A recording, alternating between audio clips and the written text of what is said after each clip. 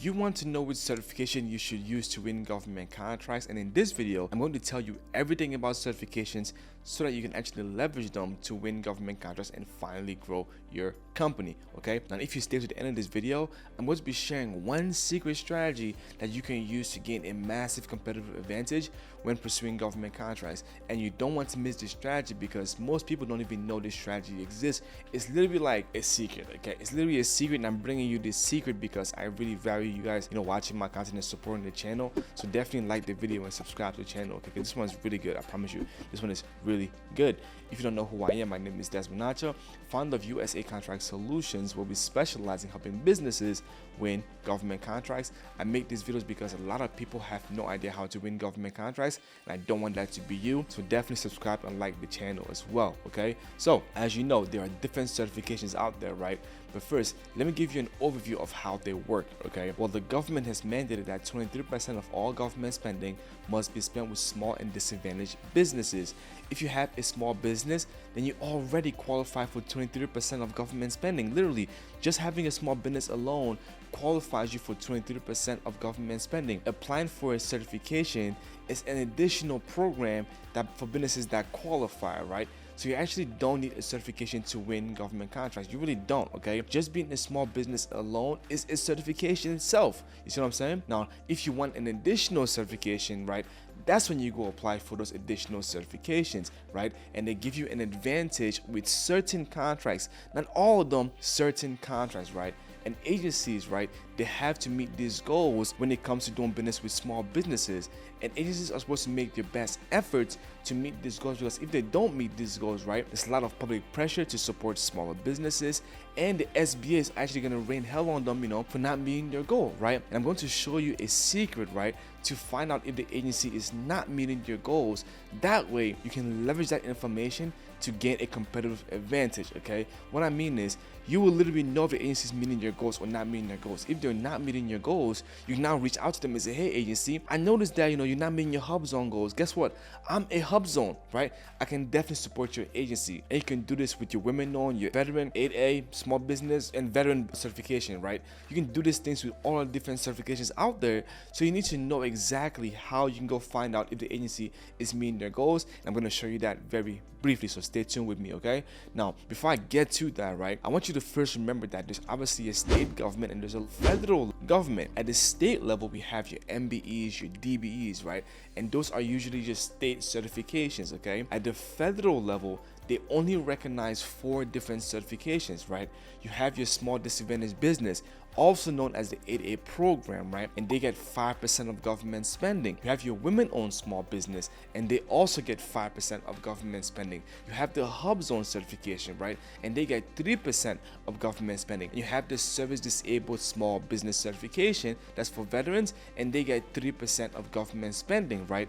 The total small business set aside is 23%. Okay, now most businesses, right, they are still able to meet the most basic set aside, which is the total small business set aside.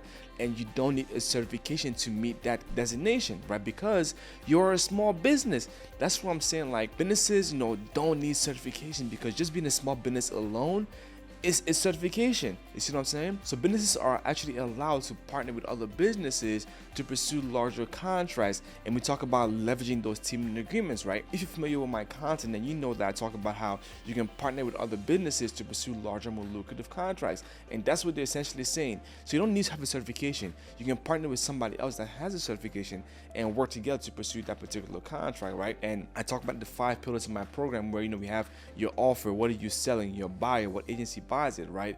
Your relationship, what's your relationship with these different buyers, then responding to the proposals, and how do you scale? You partner with other businesses to add more capabilities, meaning that if a contract is set aside for women-owned businesses and I'm not a woman, I can partner with this women-owned business to pursue that contract, leveraging a teaming agreement, right? So you don't really need a certification. You can always partner with somebody else to pursue that particular contract, right? So when a contract is set aside for one of those socioeconomic groups, the contracting officer must reward the contract to a company that falls inside that group. Okay, like I said, if a contract is set aside for women-owned businesses, it must be rewarded to women-owned businesses, right? Now this is where it gets kind of fun, right? If the women-owned business is also HubZone certified, then it actually counts as meeting 3 different socioeconomic categories, right? Or designations. Because if they're women-owned certified and also in the HubZone, that's now 2.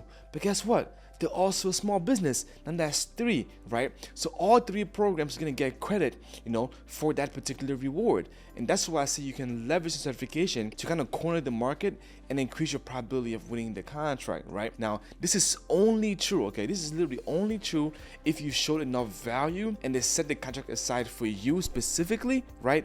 Or they set the contract aside for this socioeconomic group, okay? You just can't go find a random contract and say, hey, I'm a women-owned business, reward it to me. It might not work, you see what I'm saying? But if you set aside for women-owned businesses and your women-owned business, then it makes sense, to pursue that contract, right? Using that certification. And remember, a certification does not guarantee a government contract. It does not guarantee a contract, right? And you don't need certifications to win government contracts. All you need is a business, right? Just having a business in itself is a certification to go pursue contracts with the United States government, because the rule of 2 states that if there are 2 small businesses capable of doing a government contract, right, it must be set aside for a small business. It doesn't say set aside for women-owned or 8A, right? It must be set aside for a small business, right? Now, if there are also 2 women-owned businesses interested in the contract, right, and they come early enough, right, in the pre-solicitation stage, right, then the contracting officer can set it aside for those women-owned businesses, right? So having a certification, to really maximize using that certification, you need to find the contract well in advance before it's actually posted online. That way you can communicate with the contracting officer and get the contract set aside for your socioeconomic group. And when it's set aside for your socioeconomic group, you have a higher probability of winning the contract. So a lot of businesses have certifications, right, but they don't know how to actually use it. They simply just say, I have a certification, give me a contract. That's not how it works, right? You need to go build a relationship with the agency and say, hey, could you set this aside for my certification, right? Now, don't weigh the pros and cons of doing that. If they set it aside, you still have to go compete, right? And once you win the contract, then your certification gets credit. You see what I'm saying? Now the question is, how do you find out if the agency is meeting their small business goals or not, right? Now, this is the secret right here. Before I share this, man, like that video, okay? Because I'm about to share some gems right now, okay? So like the video, please. Thank you very much, right? So jump on my screen share real quick, right? So it's called the SBA Scorecard, okay? It's literally called the scorecard. So Google SBA Scorecard, right? It's gonna be this link right here. Go to the SBA's website. It's gonna be scorecard overview, right? Scroll down, and it's going to give you the different years, right? But you actually want to scroll down all the way down here. Now, this is important because once you know what your offer is, right? Let's say you're providing agriculture services, right? Now, that's your offer. Your buyer is obviously the Department of Agriculture, right? That's your buyer. Third thing, now go build a relationship with them. When building your relationship, you want to say, first open the document, right? And look at the year. This is the latest one, 2020. Download PDF. This comes up right here, right? When you reach out to them, you say, hey, Department of Agriculture, my name is Desmond with the ABC Company, provide this kind of services. We did some research and find out that, you are our buyer, right? We would love to do business with your organization. And I noticed that you did not meet your veteran goals, right, for 2020. Well, that's ironic because I'm a veteran-owned business, right? I can definitely help you guys meet your goals, and I have a great value proposition. I want to talk about future opportunities with you guys, right? How can I add value? Or if you were me, who would you be talking to? You see what I'm saying? Now, what you just did was you said, hey, I looked at your scorecard, right, for 2020. Yes, you had an A, right? But guess what? Your goal for veteran-owned businesses was 3%. You only got 2.4, right? That's not good, right? I can help you meet your goal of 3% because you did great in everything else. You had 58% goal. Actually, no, you didn't meet your small business goal either, right? You had a 58% goal, but you only did 47%. You had women-owned businesses. You had a 5% goal. You did 10. That's good. You're killing it with the women-owned businesses. Small businesses. You had 5. You did 19. That's awesome, right? You did 19. That's awesome. Veteran, you had 3. You did 2. That's not good. HubZone. You had 3% goal, you did 7. Wow, that's awesome. Most agencies can't even meet their HubZone goals. So the fact that you're meeting your goals, that's freaking amazing, right? But you're falling short with, your veteran-owned business and your small businesses. I want to support you guys, right? So if you have this certification right there, they are looking for you because they're clearly not meeting their goals. So this is another value proposition in addition to what you currently do as a business, as your offer, right? This is a great value proposition right there. You need to scroll down some more. Now, this is for the prime contracting, right? This is for when you win the contract yourself, right? Now, for subcontracting, right? The goal for subcontracting was 21% for small businesses. They did 27. That's good. Women-owned businesses, they have 5%. They only did 4.6.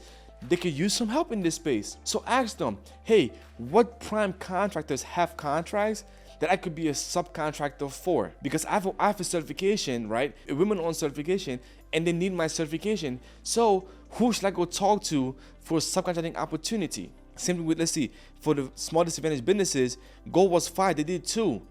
Disabled veterans, goal was 3, they did not even 1. Hub zone, goal was 3, they did like not even 1. So essentially, they met none of their goals except the small business. So I would go to them and say, hey, I have this certification right here, or this one, or this one, or this one, and I'm noticing that you guys are not meeting your subcontracting goals that you guys set. I didn't set these, you guys set those. You're not meeting those goals. I want to help you guys meet those goals, right? How can I add value to your organization? Who should I be talking to? These are my capabilities. This is certifications that I have. I want to support you guys. How can I help you guys out? You see what I'm saying? So this is how you use this. And remember, over here, all the agencies are right there. You have, USAID, you have agriculture, commerce, defense, education, energy. They're all right here, right? So figure out who your buyer is. Maybe it's, you want to go to do business with NASA, right? Go to NASA, click NASA, and go to 2020. What's NASA doing? NASA is not meeting their hub zone goals. Oh, they're not meeting their veteran-owned goals. They're also not meeting their women-owned goals. If you're a woman-owned business, go there, right? If they are your buyer, of course, right?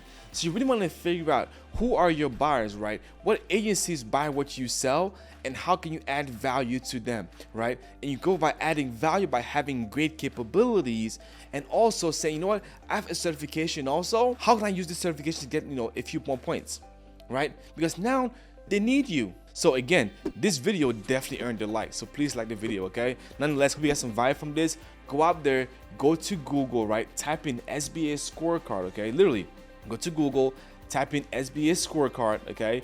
And you will see the SBA's website. Go to SBA Scorecard, look at your scorecard, right? And make sure that they're meeting their goals. If they're not meeting their goals, that means they need you if you have a certification, right? So go there, okay? Go there and demonstrate tremendous value, and you're gonna win some government contracts. Again, I earned the like. I definitely earned the like. So go ahead, like the video, and I'll see you on the next one. Peace.